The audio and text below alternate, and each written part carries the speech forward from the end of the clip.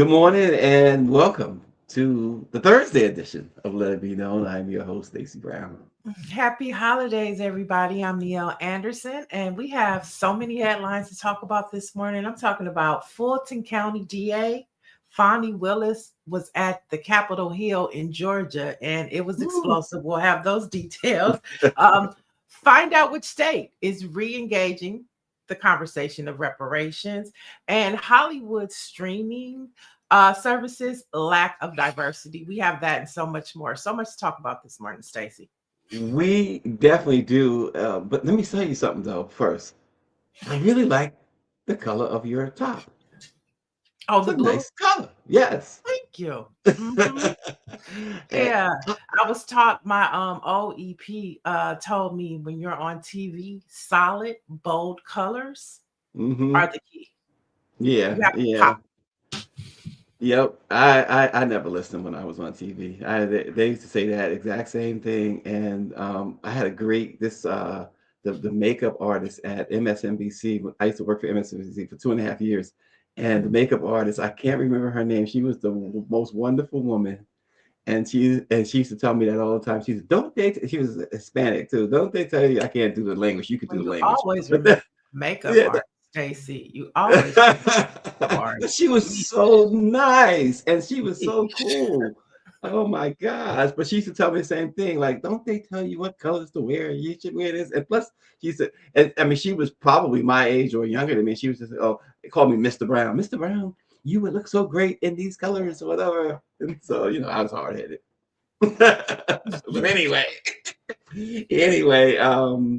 let's see what our producer has for us this morning.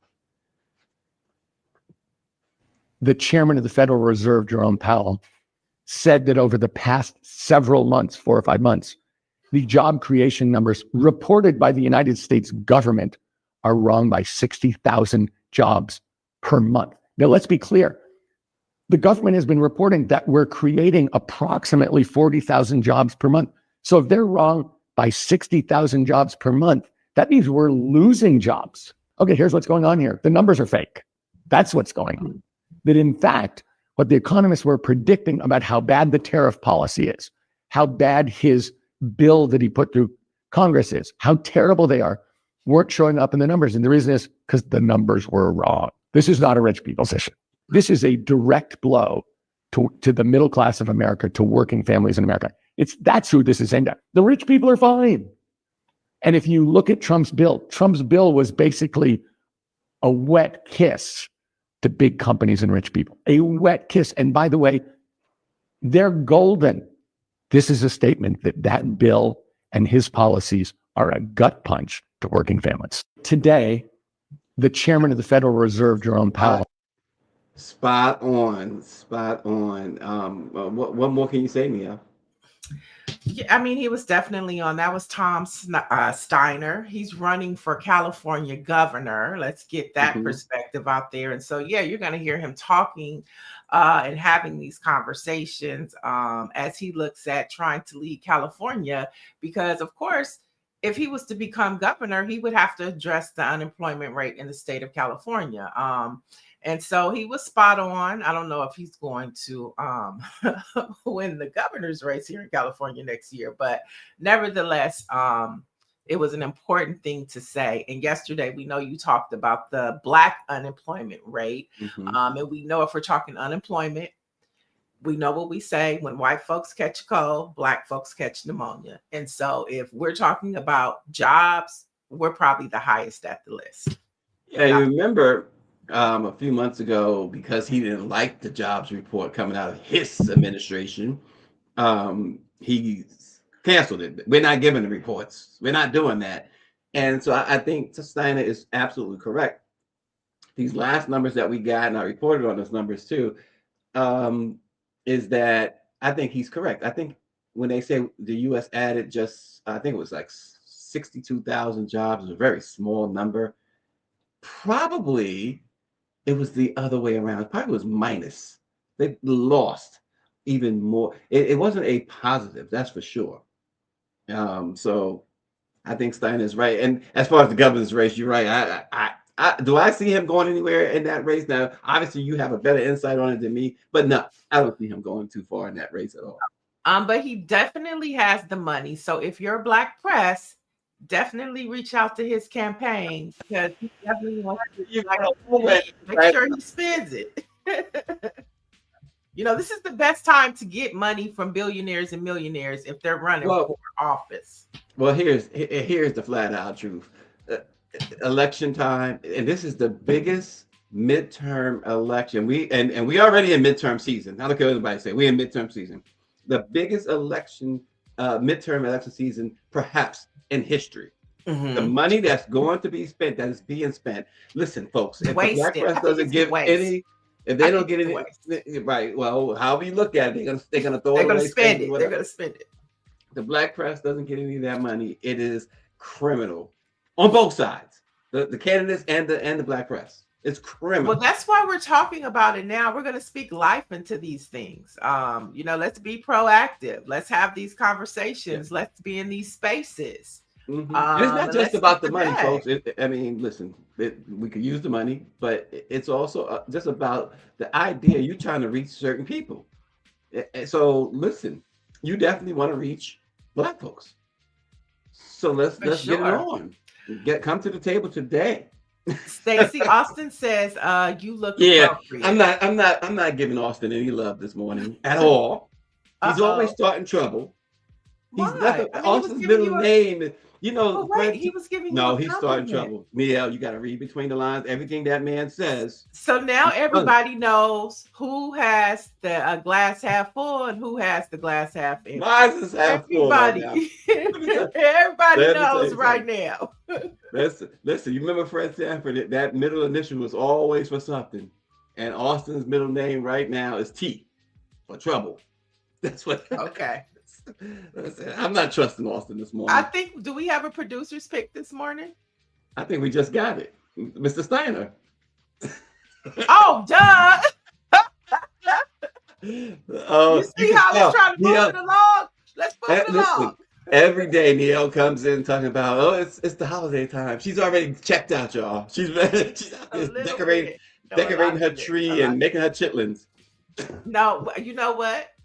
Me and my aunt were just talking about that last night, and she had the nerve to tell me that I was gonna have to clean my own chitlins before I brought them to her house. Like, what? Listen, who could blame her? I mean, if she's gonna clean her, she might as well clean mine. Well, why don't they're going all in the same pot. But that's neither here nor there. You just brought up chitlins, and I just had to say that. Okay. All right, folks.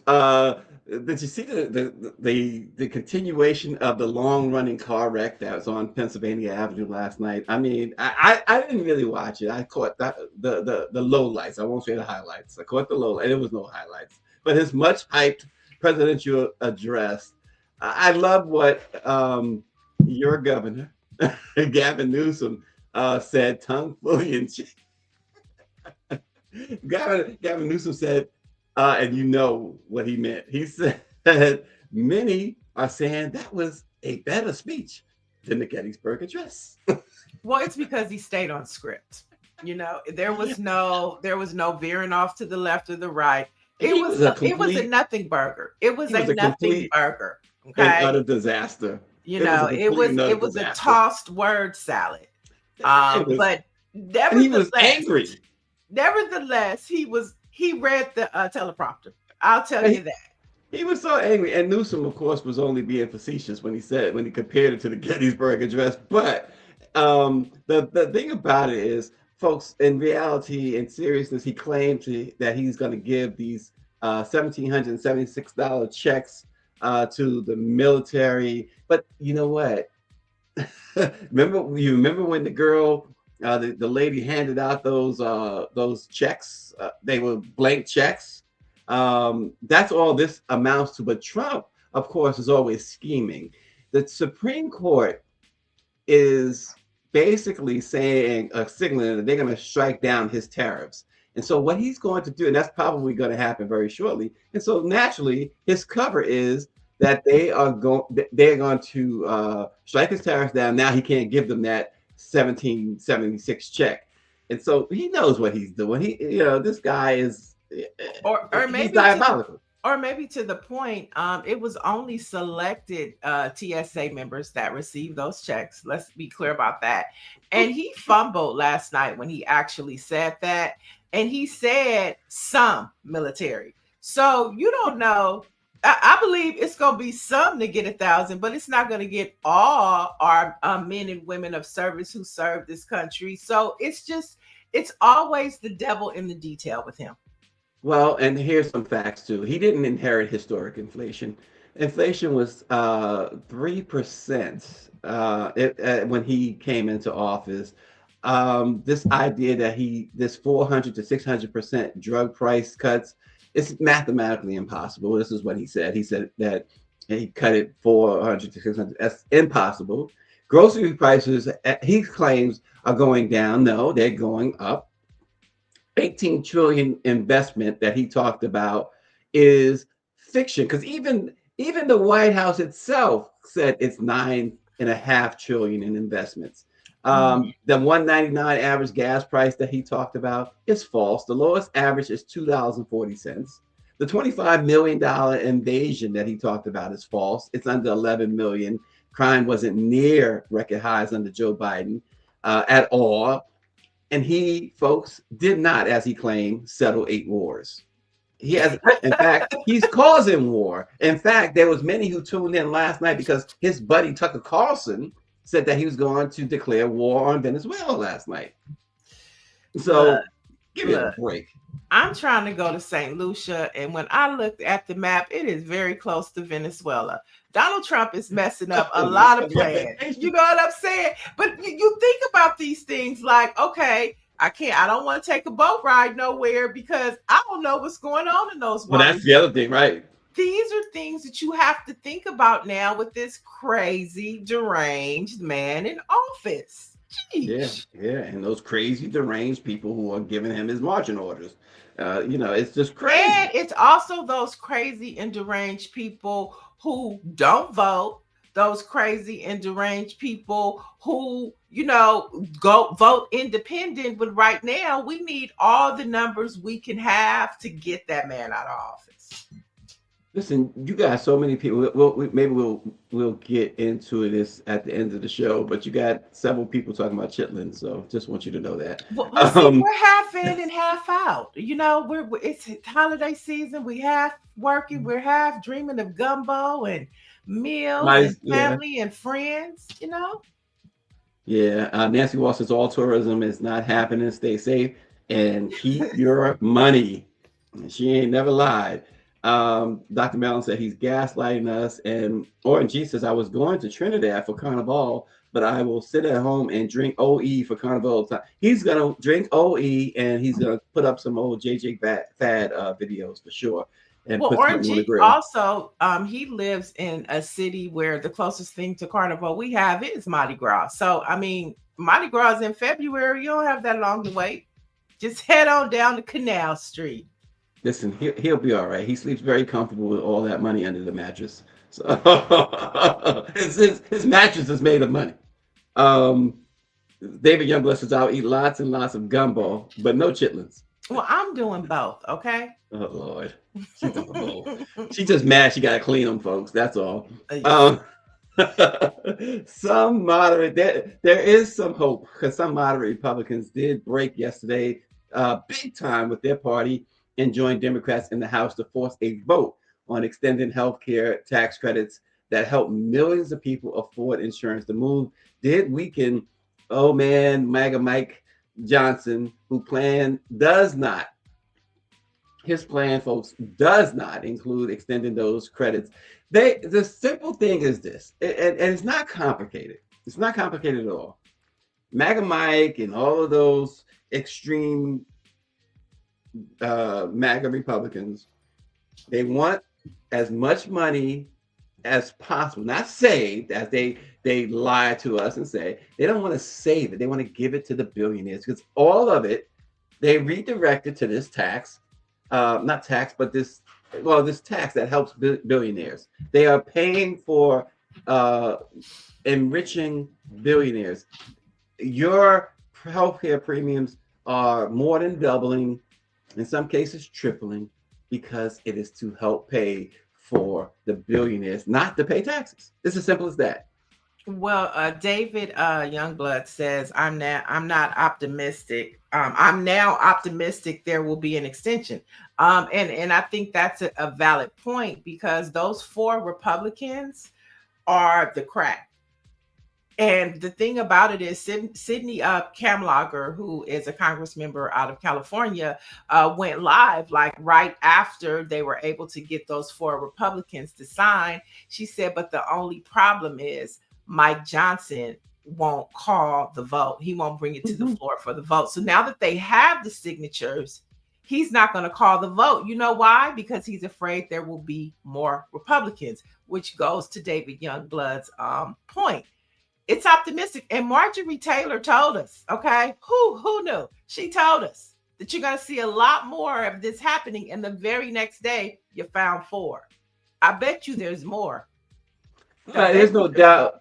There's no doubt there's more, because as we said already, it's midterm time. It's midterm election time. Everybody, this is where the race starts to heat up. We had Evan Turnage on yesterday, announcing here on this program that he's running against Benny Thompson on the Democratic side, but this is where it all heats up, and so these people want to keep their jobs, and the reason. So here's one of the many differences between the test Trump term, which was the first term, where he tested him and the Heritage Foundation tested the waters, and now they're acting on it, but the first time. See, they felt like, okay, we're going to stay with this guy because even if we lost our seats, he's going to take care of us. They don't believe that anymore. They don't believe he's going to take care of them. Marjorie Taylor Greene doesn't believe she now knows he's not going to take care of her. So now you've seen a 360. These folks are whatever it takes. Okay, whatever. Absolutely. It takes. Nancy Wall says, who can make him bring it to the floor for the vote? He has the power. He has the power. Yeah, and David is saying, and this is what David is saying. David is saying the discharge petition almost certainly means a flood of votes and a signal that the Senate will not be caught holding the ball. Yeah, it's a hot potato. The crack in the ceiling. It's happening. You know. We will see. I know that they're going home today. They're leaving the Capitol today, and they won't be back until next year. And but now the thing about it is he has to bring it to the floor for a vote. The signatures are there. There's no way for him to scapegoat it. It's just not going to happen this year. Right. And so what the premiums, your first payment January 1st will be astronomical. Mm-hmm. And you will have hope that two things would happen, that when they do go for a vote, by that time, especially as the calendar continues to creep toward November of 2026, that they will definitely reverse themselves. And not only will they reverse themselves, your February payment will be back to what you probably can afford. And they perhaps will have some sort of pill in there, not a poison pill, but a good pill, to say that whatever you paid extra in January, you get that back somehow, whether it's paying for another premium or whatever. David says within 7 days, the law says a vote must be had. But I believe, David, and maybe you can correct me if I'm wrong, those are 7 working days. And so starting tomorrow, there's not a working day. But maybe you can correct me on that. Maybe I got that wrong. Well, then we know, if that's the case, we know within a week's time when we get back, he's going to have to call the vote.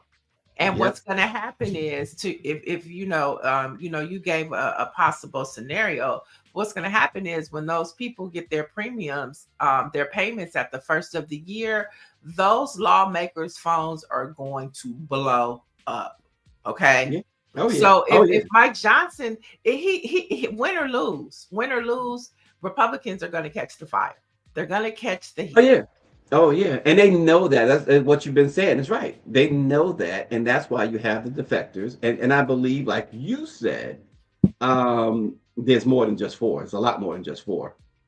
And David said I'm correct. Okay, so this will Mike Johnson will delay it until sometime in January when they return.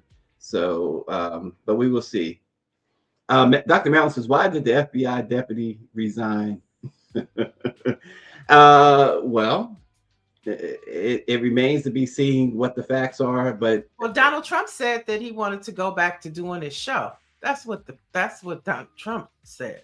That's what Trump said, right? That's what I said. He It remains to go be back seen. to do his show. Yeah, yeah. He wants to get out of that show, right? That failing show. He he is really moving toward getting rid of not just so he's gained control of the networks, but for the most part. But now Donald Trump wants to take it a little further. He wants to get rid of them, by the way. So we will see. But David says the FBI deputy has seen more than his eyes can handle. That's the appearance that I got. But again, I'm sure we're gonna hear more about it. Just like that Vanity Fair article you talked about yesterday. This stuff comes out. It comes out.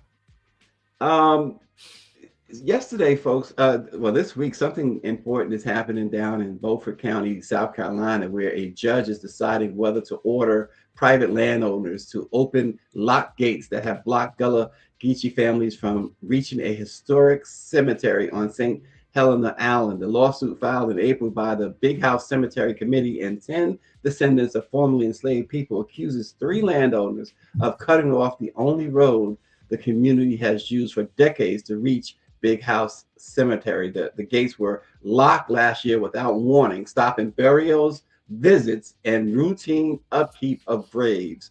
So this is an ongoing thing. This is another part of an ongoing situation where these descendants, the Gullah Geechee community is a community of descendants of slaves. They have kept the land that these formerly enslaved Black Americans held, and they have been trying to take their land and do everything to get them out of these territories that they own down in the South.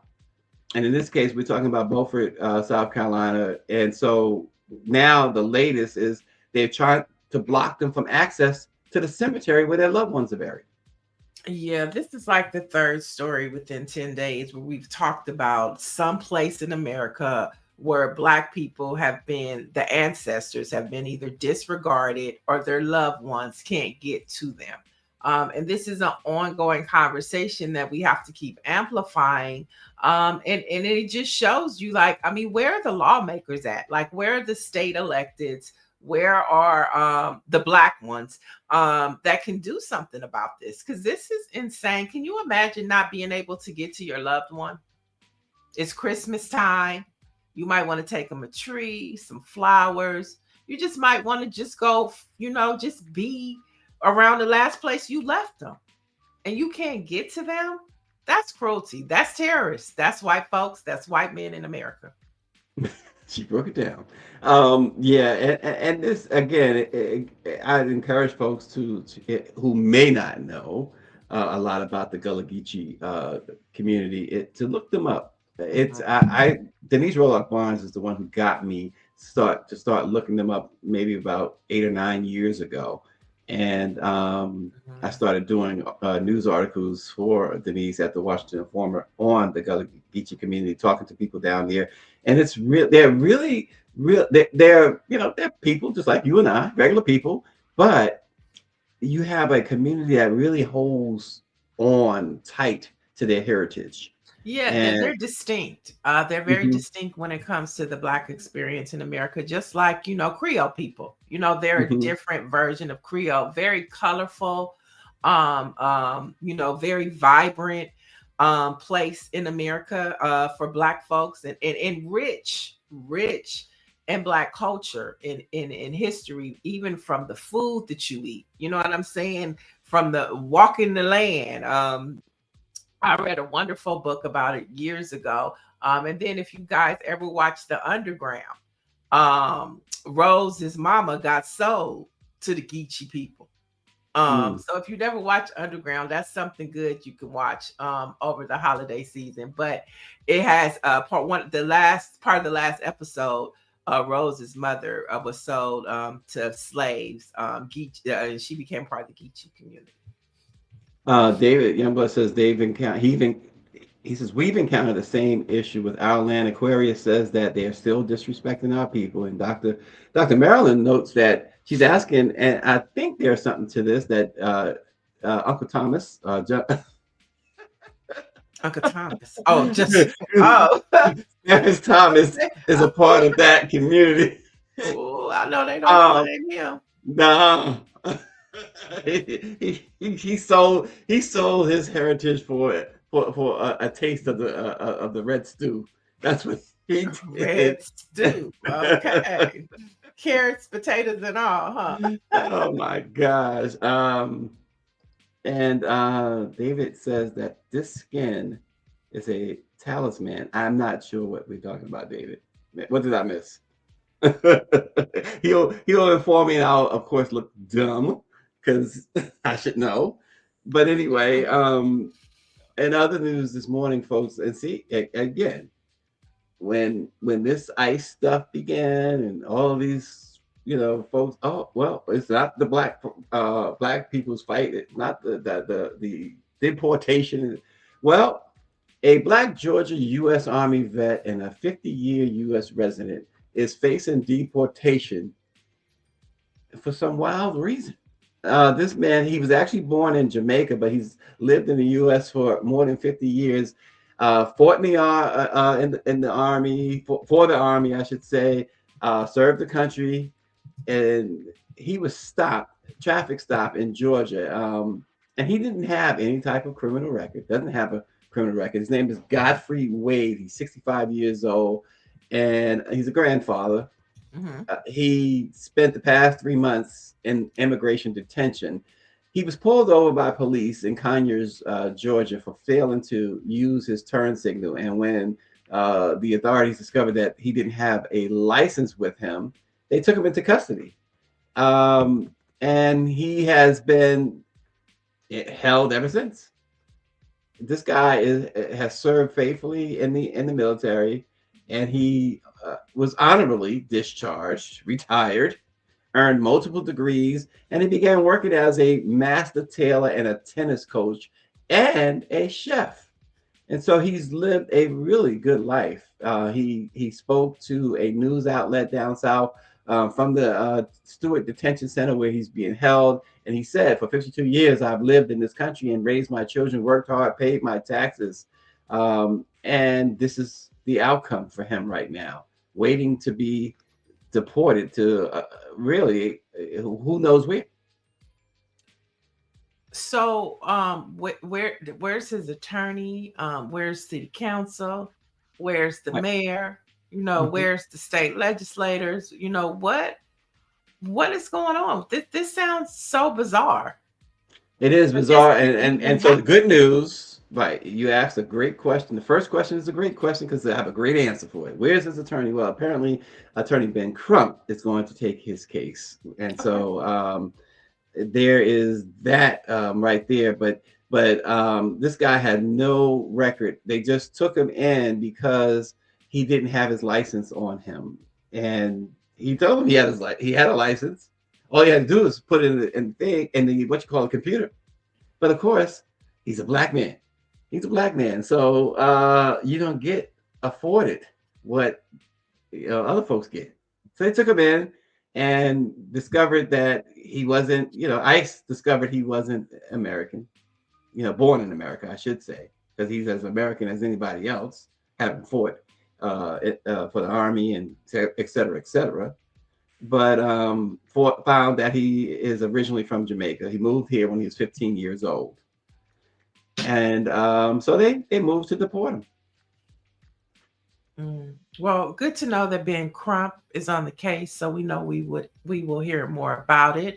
But let's stay in Georgia and head to Fulton County, where Georgia DA Fonnie Willis appeared before the Georgia State Senate Committee on yesterday to answer lawmakers' questions about her now dismissed case against Donald Trump and her alleged misconduct tied to her hiring special prosecutor Nathan Wade. Now, this was, juicy. We're going to hear something right now. Take a listen. That part of your transition team was involved in the process of interviewing people before you entered office to lead the investigation into the 2020 presidential election. What you ask is a factual impossibility. That's what we call a lie. I had no way of knowing that these criminals were going to commit a crime. I didn't wait till the day I took office to look for talent that would represent my office for a case that didn't exist. Do you want to answer? It's a dumbass question. I know it is, but go ahead and tell him because it occurred after. I didn't know that he was going to commit a crime prior to me taking office. What was the total cost of the election interference case? I don't know the exact cost. I don't want to speculate to numbers. Whatever it cost, they tried to steal the rights of thousands of Georgians. It couldn't have been enough. Has Mr. Wade ever prosecuted a RICO case prior to the election interference case? And Mr. Wade would be the first one in the office. He corrected their behavior. He taught them how to do this case. He was a leader to that team and a public servant. And for that, him like me has been threatened. You want something to investigate as a legislature? Investigate how many times they've called me the N-word. Why don't you investigate that? Why don't you investigate them writing on my house? Why don't you investigate the fact that my house has been swatted? What have you done, sir? Nothing. Is it true that across that 3-hour testimony, Willis said a lot of things. She also said these 19 people deserve to be indicted and referred to Trump and his allies as criminals. And at one point they even cut her mic. And so, she went up there as unapologetic as she has been from day one, and they asked the questions and she gave them the answer, Stacy. RG said a factual improbability, better known as a lie. Add that to your vocabulary. I know I have. Exactly. And here's the thing. She stuck to her guns. She would not allow them to put words in her mouth. And she called it how she saw it. These are criminals. Jack Smith told Congress, was it this week, that Donald Trump, he had overwhelming evidence beyond any reasonable doubt that he committed crime. And of course, we know in New York, he was convicted on 34 counts. So these people are not, everybody's lying. Just like they say, everybody can't be lying when it comes to other things. Is all of these highly qualified lawyers, prosecutors lying? It is her approach, and it's her unapologeticness. That's what we want to see more of. I mean, and that's why, it's like, when you talk about Black women or people like Jasmine Crockett, some of these people are just mad because they don't have the guts to say what Fonnie Willis said. You want to ask me questions. Why don't you ask them about calling me the N-word? Why don't you ask them questions about swatting my house? You know what I'm saying? And it's like they always want to point the finger at us, but they never want to take accountability for being straight up racist and terrorist. And that was the question she was asking them. Why don't you ask them about their racism, and why don't you ask them about those terrorism? Those are two important, significant questions, just as important as they think their questions are. But it was crickets. They cut her mic for that. Yeah, and the bottom line is she was just doing her job, and to be attacked so viciously for simply doing what you were put in the position to do is absolutely crazy. Insane. So I bet you they'll think twice before they call her back up for testimony, okay? Because she got the smoke. And in her words, with they dumb ass, okay? With they dumb ass questions. That's what she said. But let's hop over to Maryland lawmakers, where they have voted to create a commission to study potential reparations for slavery. And that's going to override Governor Wes Moore's veto. Now, the commission is set to examine a wide range of potential reparations, including apologies, monetary compensation, property tax, rebates, social services, licensing or permit fee waivers. And those are just among some of the suggestions that sound a lot like the things that California identified in that 1,100-page study that they did for over 2 years. And I think that is why Wes Moore vetoed this particular bill, because he was like, there's enough studies been done across the country. If you want to know the impact, read the studies and let's do some real tangible work. And so I think it's very clear that we understand that when we say he vetoed it. We don't need no more studies. You got to study. 100%. Exactly. This is exactly right. Wes Moore said, enough of the studies. Just where's the check? Let me sign the check instead of a bill. That's pretty much what Wes Moore was saying. Right. That's it. And I, 2 years, scholars, activists, Black lawmakers here in California for 2 years, open public hearings, okay? Open to the public. They did all of this assessment, all of this data, 1,100 pages. Read it. It tells you the ways of the impact of slavery, and it also gives you tangible ways to give reparations. You don't need another study. David Youngblood says, legislate for blacks what you've legislated for whites for 400 years. Yeah. I think that says enough. Well, I mean, and I think at this point, if they do a study, it shouldn't be longer than 6 months. It should be an assessment of what other states and other cities across the United States have done. They take in all of that data and come up with some dollars. Let's come up. Let's not take 2 years. Come on, let's get to it. Write the checks. Write the checks. And in more Maryland lawmaker news, history was made as Jocelyn Pena Melnick has been elected as the new Speaker of the Maryland House of Delegates.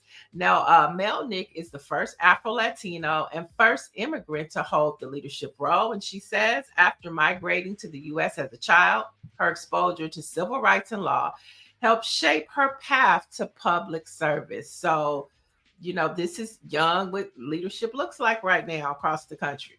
And that's what they want to stop. But it ain't stop. There's a lot more to this story that folks should read in the Washington Informer. I heard the Informer, what's his name? Godly. Austin, you still there? What in Prince George's County and Maryland talking about this last week, and the things that she did. She could have been speaker before, but for the greater good, she kind of stepped aside. She wasn't quite ready. Well, maybe not ready is not the right word, but it's a lot more that this young lady has done that you don't normally see in politics.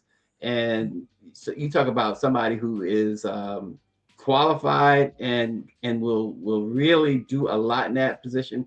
It's this young lady right here. Read the Washington Informer, folks, on this one. This is a really good story. Yeah, well, she is leading. She's in leadership now, and we'll definitely be keeping an eye out for her.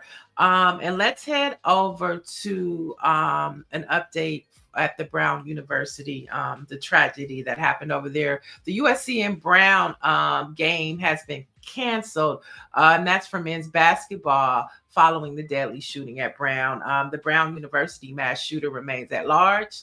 The shooting has left 2 dead, 9 injured. Classes and exams have all been canceled. And so we just see the ripple effect of pain and tragedy that this has caused. And of course, we talked about earlier, or the question was asked, why did the FBI guy step down? Well, yesterday it was going viral, Stacy. I don't know if you saw it, but they had FBI agents all across the campus taking their feet and scooting the snow from left to right, I guess looking for clues. And they were like, wow. Oh my God. Yeah. Wow. And the thing is, like, at the school, there are cameras everywhere, right?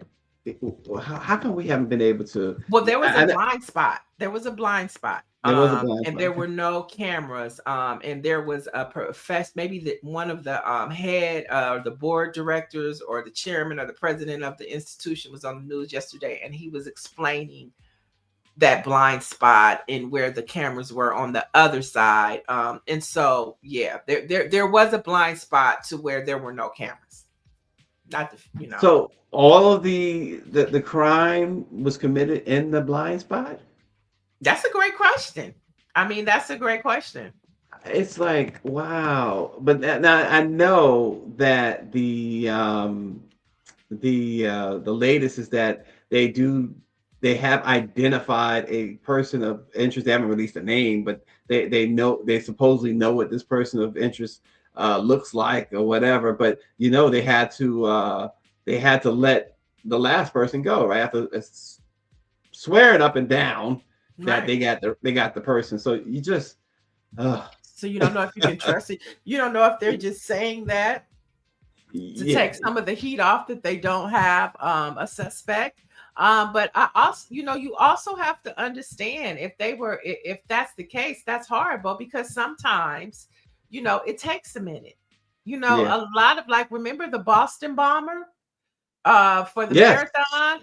It takes a Yes. minute. So they can't succumb to the pressure because we're calling them incompetent to lie and put Yeah. like innocent people lives in jeopardy because you want to have a suspect. And that's what this FBI is doing. It's like you're not trustworthy and you're looking incompetent. Well, yeah. Well, you nailed it. But they're not trustworthy, and they're very incompetent. By the way, the Washington Informer reported I was thinking of is none other than Richard D. Elliott. Richard is a hilarious young man and a very very entertaining person to listen to, and very intelligent. And he covers all of that stuff in Maryland with the speaker and others, and he does such a fantastic job. So I had to like come up with that. Gosh, how could I not think of Richard's name? But anyway, if the Org says if the information is coming from Cash App Patel, don't believe it. He gets it wrong all the time. Cash App Patel, I like that one. All right, since we're speaking of colleges and institutions, UCLA's second annual Hollywood Diversity Report is out. And its findings remind us why DEI and affirmative action has always been important in America. Now, the report found that the top 250 current and library scripted titles from streaming in 2024, women and people of color face limited opportunities on and off the screen. Now, overall, about 92% of the scripted streaming series were created by white people, and 78% of that 92% were created by white men, okay? And nearly 80% of the leads in most watched streaming comedies and drama were white actors. Where do black folks at? Where do people of color at?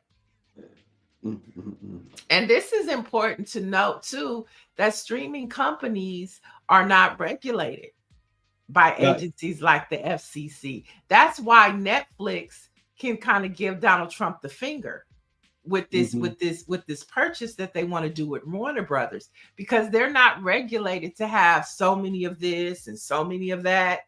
They do what they want. And that's why they're like, they gave Donald Trump the finger. And there's nothing that Donald Trump can do about it because there's no regulation for him. Right. Wow. But those stats are just, it's America for you.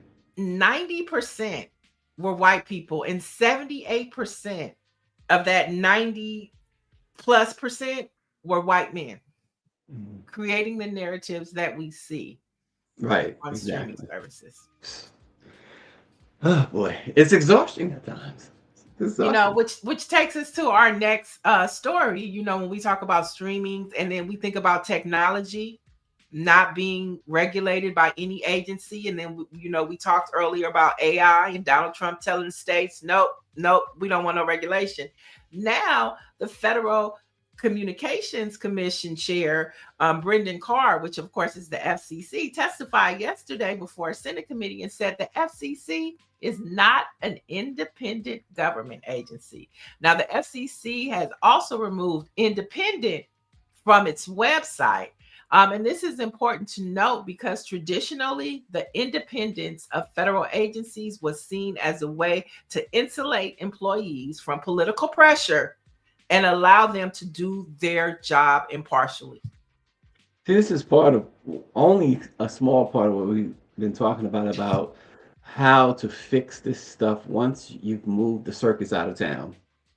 And once this circus is gone, whenever that might be, it's a whole lot of fixing that the next president is going to have to come in, the next administration is going to have to come in and do. And to redo, because the FCC was functioning properly. You know, it wouldn't let a media company have a conglomerate. You know what I'm saying? And we were moving towards having regulations for streaming companies and technology. Yeah. It's a lot. And folks, it's been less than a year. It's been less than a year. It's a coup. This idea, and this is why early on when they were, we got to save democracy, save democracy, folks. What do you mean save it? You got to go and reclaim it. At this point, it's over. You got to reclaim it somehow. There's no saving it. The patient is dead. Yeah, I mean, and take another baby. Yeah, and since we're in the conversation of media, I don't know if you guys have heard, but Rolling Stones bought the Vibe magazine, and because of that merger, it is coming out that many members of the editorial team from Vibe were laid off, leaving those journalists to navigate sudden uncertainty. And we know Vibe magazine was a curation of really Black culture. And then when you think about Rolling Stones, that is really pretty much a white publication that sometimes highlights acceptable Black folks. And so to hear that once the merger happened and then they got rid of the editorial team, I mean, I think you guys can do the math to figure out, what that means for the curation of Black culture through Vibe magazine. Well, just for a point of reference, Rolling Stones is the group. Rolling Stone is the magazine. Rolling Stone's the group. Mick Jagger hires Black people. Rolling Stone, the magazine, obviously does not care about Black people. So this is a very important story when we talk about culture, right? Like, we don't really want to gloss over this because remember, listen, all of us on this panel was old enough to remember when Vibe came out and what it meant to the culture and what it also did for those Black journalists, especially hip hop journalists, that it allowed them to elevate to another level. There's nothing wrong with the Source magazine, the Rap a Lot and all of those, those places, but it allowed Kevin Powell, to move into other spaces that they would not have been able to move into as we talk about entertainment. Right. Yeah. I mean, Danielle. I mean, it's so many. Karen. Danielle did the R. Kelly. She was the one that busted R. Kelly out the wall. Right. That's right. I mean, really. And so Vibe magazine was our Rolling Stone. Right. Yeah, Rolling Stone was not one of those publications. It still isn't that where a Blackface could easily, just get on. As a matter of fact, Torre is on a rant about this right now. One of the inaccuracies in the documentary, the Diddy documentary, where they talk about Diddy taking away, this opportunity for Biggie, and he worked, he's worked on several stories at the Rolling Stone, but he mentions in his retelling of that story of how much of a challenge it was, and it continues to be, to get Black faces on that magazine. Right. So this merger is like, erasure. Like the Heritage Foundation coming and buying up every Black newspaper in the country. I mean, it's a very serious, conversation that in terms of Vibe magazine, what it was supposed to represent for us and for our generation. Yeah, you don't hear about. Go ahead. Go ahead. No, I was just going to say the connection to the FCC, is that they would regulate things like this. Like if there was a problem, you could go to your Congress member and say like, hey, if these mergers are happening by these predominantly white entities, there should be a certain level of equity that Black folks have in it. If you recall, Maxine Waters was the reason why Diddy got a revote. She's the reason why Magic Johnson got an Aspire network, because these conglomerate, these white corporations were doing all of this. And Maxine Waters said, hey, if you want to acquire this, you have to make space for Black networks. And so this could be an example of why the FCC is important, and it should operate as an independent agency because it provides equality and equity for minorities. And all of this stuff is relative. And Donald Trump is taking it away and doing just what these, going against just what these agencies were intended to do, to provide equity and equality for people of color, because we know systemic racism is real. So that's why it's important. Yeah. Couple quick notes. Boya Farah is watching on LinkedIn. Boya is the author of America Made Me a Black Man. He's also an NAACP Image Award nominee. He wrote an essay in the Boston Globe about the Somali immigrants and Donald Trump as it pertains to Boston. So he's inviting us to read that. Orange G says the name Rolling Stone came from the great blues singer Muddy Waters. Mick Jagger used that name in honor of Muddy Waters. Muddy had a phrase in a song, I am a Rolling Stone. That is some great history, Orange G. Yeah. But you know what? I like how they want to say in honor of. No, my dude, you are co-opting our culture. And don't get me wrong, I've enjoyed Mick Jagger, but this is erasure, and we cannot tolerate this. We cannot tolerate it. We need to call it out. I agree 100%. We talked about that with Elvis Presley, right? And all of the Black artists. There is not. Years ago I had a cassette. That tells you how long ago, right? It had Elvis Presley's 25 greatest hits, and I went through that cassette from 1 to 25, and every single one of them, believe me, go look it up yourself. Elvis's 25 greatest hits, every single one of them, as Greer said, was co-opted from a Black person. Every single, not one of them was original, and not one of them was from a white writer or a white artist. They were all Black artists. Yeah, including his biggest hits. But I think that goes back to Greer's point when we're talking about Vibe and Rolling Stones. It's like they're co-opting and they're taking our culture. And it's like even, taking it broader to AI, and these AI artists, they're like, we don't need Black people anymore. We'll create our own Black people. And we'll give them the songs, we'll put a Black song into AI and then tell AI to create that for my artist. It's erasure. And I think we should be highly concerned about this. Vibe merger today, AI tomorrow. And it's all erasure of us. Yeah. Orange says he agrees. He's just telling the story. He don't shoot the messages. What Orange is saying.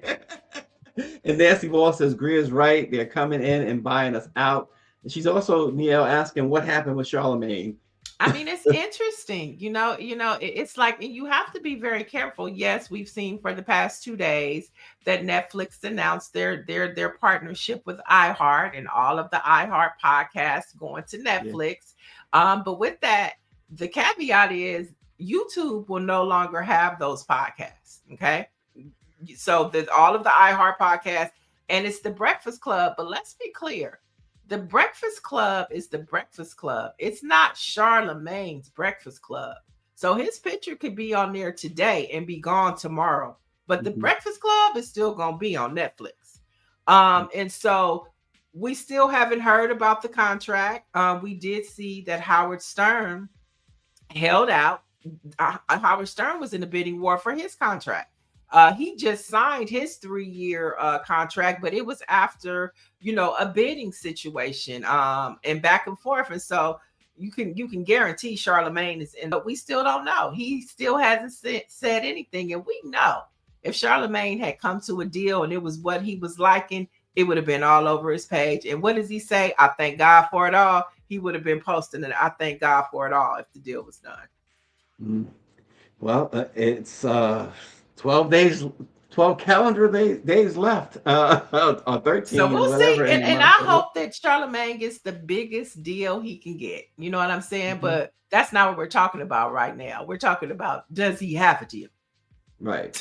Right. And speaking of, I touched on YouTube, our last headline for today. After decades of airing on ABC, the Oscars are moving to YouTube. Mm-hmm. And so ABC will continue to air the Academy Awards show through the 100th Oscar ceremony in 2028. But then in 2029, you're going to have to watch the Oscars on YouTube. I don't watch it at all. Yeah. They should do for the last Oscar on ABC, they should have Will Smith hosting and then have Chris Rock walk up and smack him. I mean, look. The ratings would go through the roof. Exactly. That way ABC can say to Netflix, see? You see? This is you mean to YouTube. To YouTube, yeah. Oh gosh. It's that listen, that sounds to me like my my YouTube premium bill about to go up. And see, these streaming companies, there's no regulations, y'all. They just free willy-nilly. Free willy-nilly. See, Big Willie style. But look at how but you see Donald Trump is learning a lesson too, because he can't do anything to Netflix. Remember last week he said he was going to interfere with the merger. And Netflix laughed at him and told their shareholders, ignore them. We got this deal in the bag. Right. If they were regulated by the FCC, that might not be the case. That might not be the case. Yep, there you go. Here is some Black history, folks. On this date in 1865, the 13th Amendment to the U.S. Constitution, the amendment that abolished slavery, was declared in effect by then Secretary of State William H. Seward. So this is the day that the 13th Amendment was ratified or became into play in 1865. It was declared. Give us our 40 acres and a Give mule. It to us. Give us our 40 acres and a mule now. I'll take my if you could get your 40 acres and a mule in today's time, what would that look like for you? What would your 40 acres and a mule? Well, we know that it wouldn't be 40 acres and a mule, or it could be 40 acres and a mule. But what would it be for you? Well, the mule would be, a vehicle, right? So you think about a vehicle that you would want. And of course, the 40 acres, I'd want the 40 acres. I think instead of a 40 acres and a mule, I think I would want finances to build my business. And then I'll take it from there. So that's it's like reimagining what reparations looks like in this day and time. For some person that might be experiencing an ailment like cancer, their reparations might be full coverage of healthcare. You know what I'm saying? For some, it might be an education. And so it's like, we should be having those conversations too, reimagining what reparations looks like to us in this day and time. Right. Orgy said, go ahead. You go first. He said his would be white folks leave me alone forever. Oh, wow. That might be harder than 40 acres in a mule. Right. Exactly. Oh, my gosh. Right. Chad, that's a good question, though. Acres would be yeah. and a That's mule. a good question. And while we're doing that 40 Acres and a Mule, they had mules and 40 acres for this next Black History fact. In 1985, Steven Spielberg's adaptation of Alice Walker's The Color Purple premiered, and of course it starred Whoopi Goldberg, Danny Glover, Oprah Winfrey, and so many others. Of course, it was a culture classic. And when we're talking about 40 Acres and a Mule, Mr. had a mule. He had some acres. Oh God. And don't go start like you did the other day. Go ahead, do it. Do the lines. No, I'm not gonna do it. I'm not gonna do it. Is she really about to do it? But that's a good holiday watch too. The Color Purple. Watch the old one and the new one. Oh, my look at favorite that. is always the first one. Look at that. Look at that picture right there.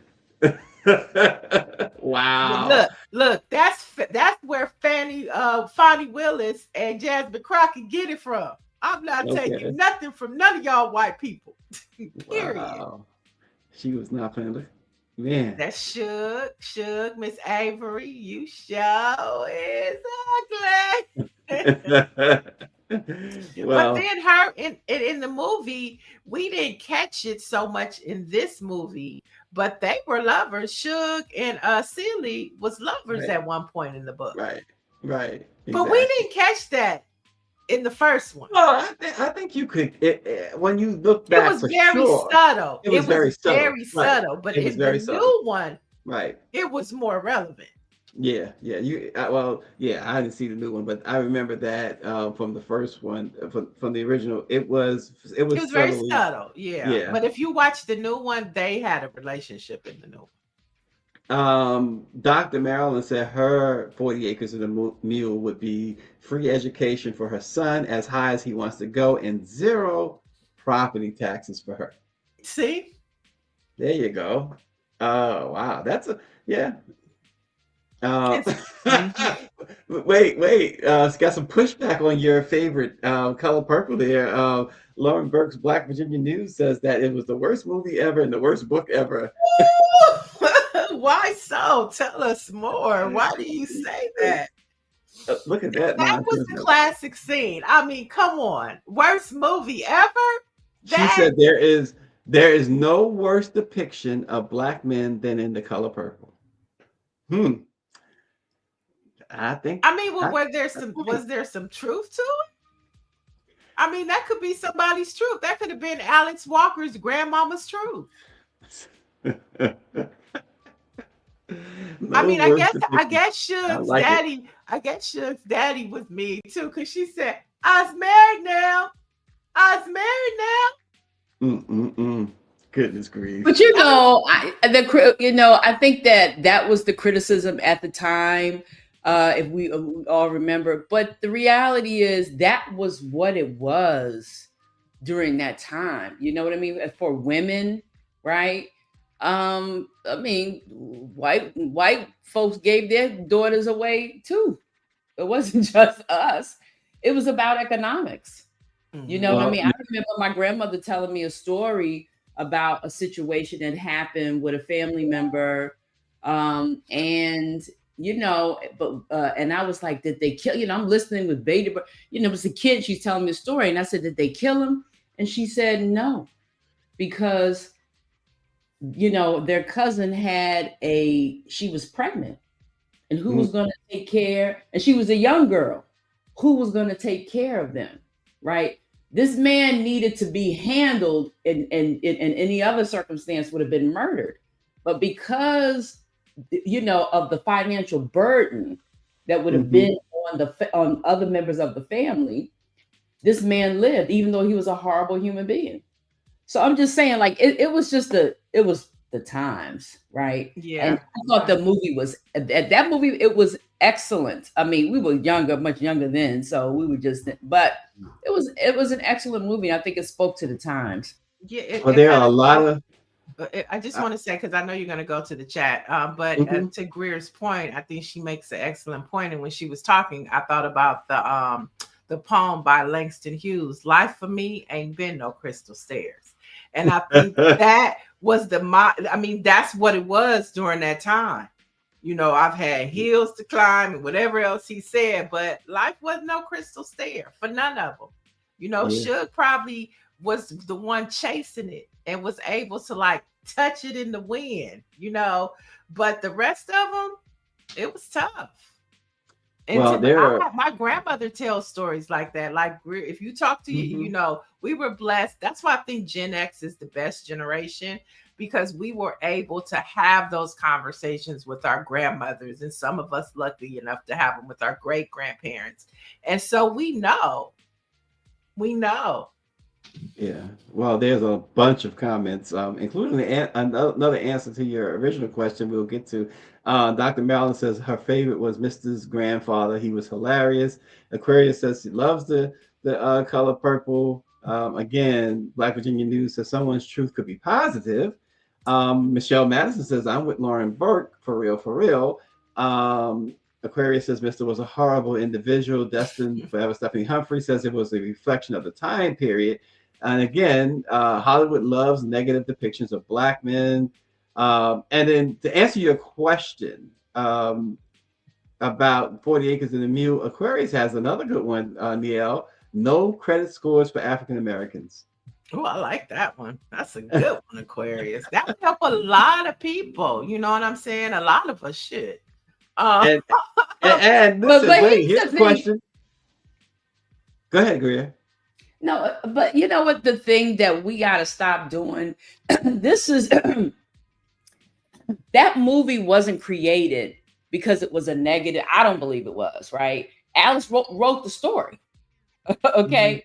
Because it was a negative, to depict Black men negatively. It happened in her family. It doesn't mean that it happened in everyone's family. This is a story, right? And we tend to, internalize and personalize everything. We don't have to do that. But it was beautifully crafted, right? Alice was involved in it. There were some things that I think she later talked about she wished could have happened a little differently. But for the most part, that's real. That's the thing that launched Oprah Winfrey, her acting career, even, right? Well, I'm gonna say this. Here's what I agree with what Lauren is saying. This is the one point that I can totally agree with. She says, would Spielberg do this movie on his own kinfolk? She says, hell no. And I think, didn't he do Schindler's List?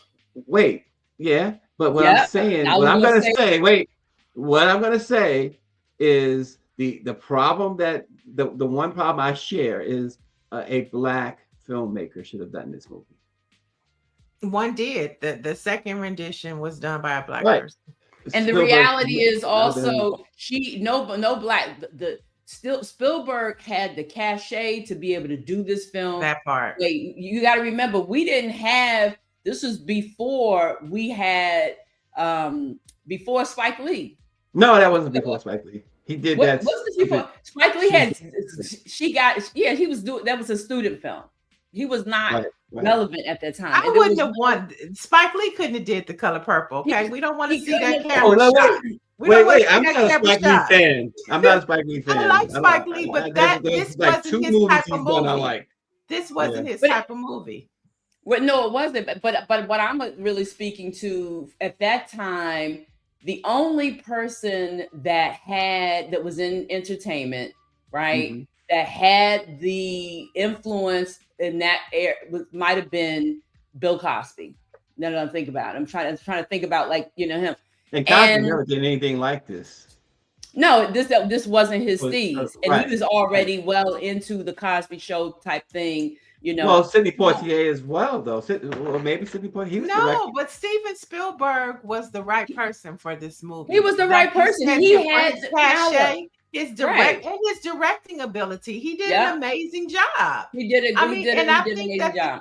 I think that The Color Purple also had a lot of redemption in it, especially at the end when Celie got the house back. It wasn't from the father, but it was through the lover. And then Mr. did the right thing at the end.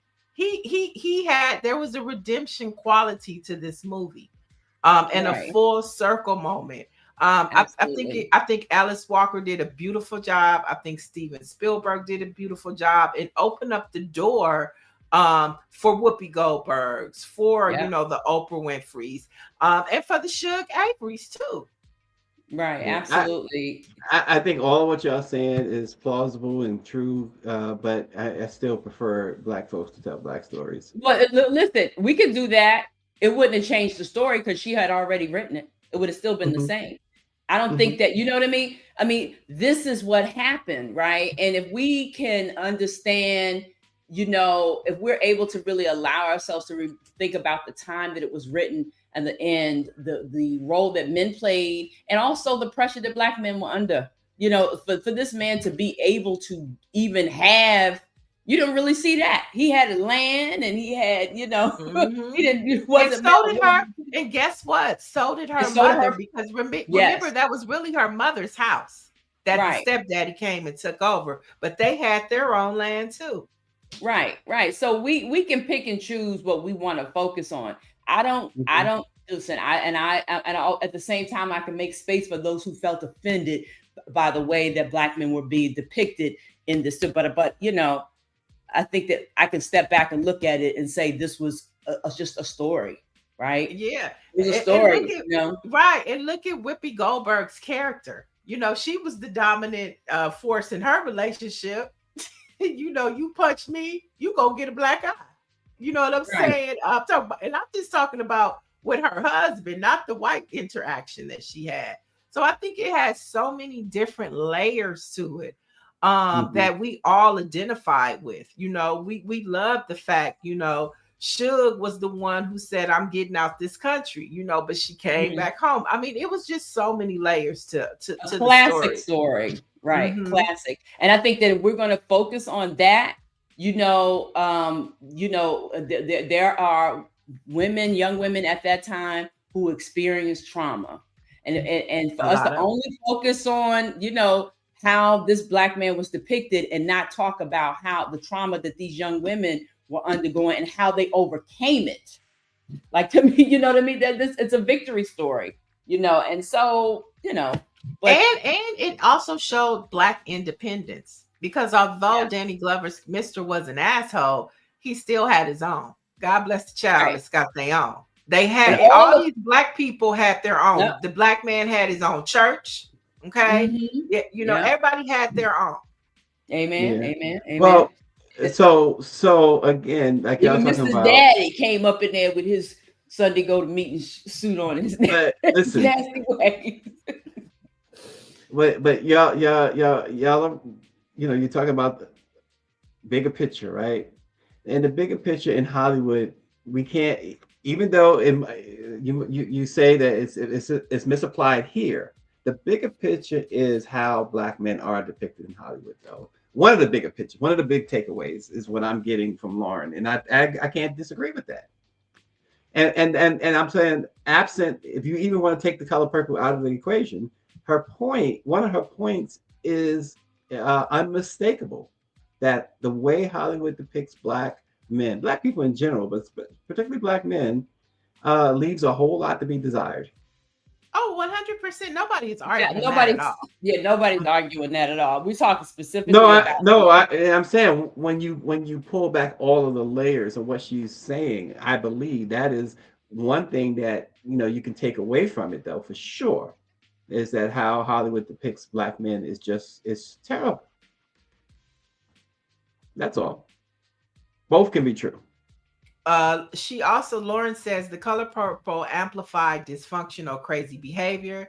That's Alice Walker's family, not everyone's. And Oprah Winfrey has spent a career amplifying dysfunction. Why? Woo-hoo, Lauren. Good night. Lauren going in. You sound like Monique.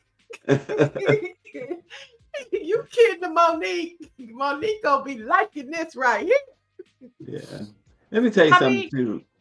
Greer, you got to jump in here. Okay, we're gonna let Greer kick this one off. What's your response, Greer?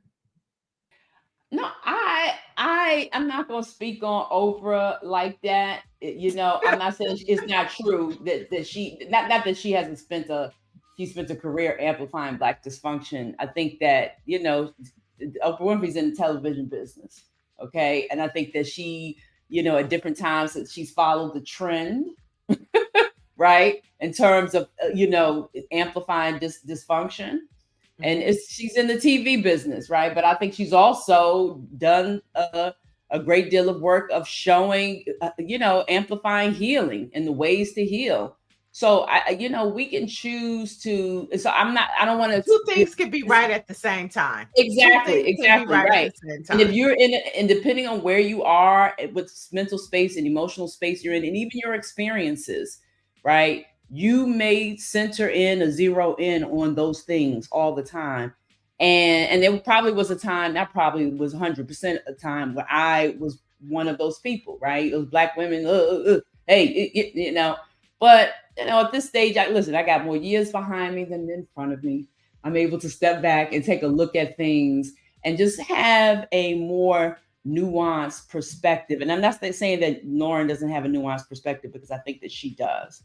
But, you know, in this particular case, I disagree about the color purple. That's all. You know what I mean? Right. And I mean, I think it's a classic, and I'm 100% with you on that. I think that, you know, two things can be right about Oprah.